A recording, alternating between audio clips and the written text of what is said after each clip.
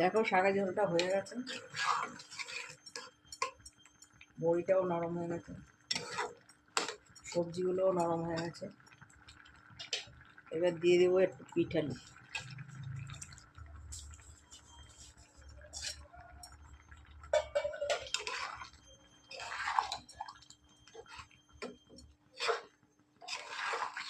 কুমড়ো, বেগুন, শিম, গাজর,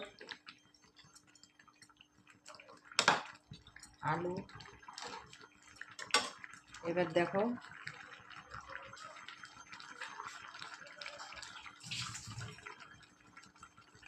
এই দিয়ে দিচ্ছি আমার গাছের ধনেপাতা, তুলে নিয়ে আসলাম।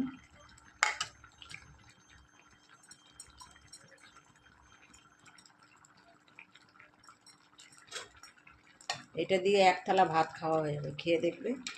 লাউ শাকের ঝোল বড়ি দিয়ে।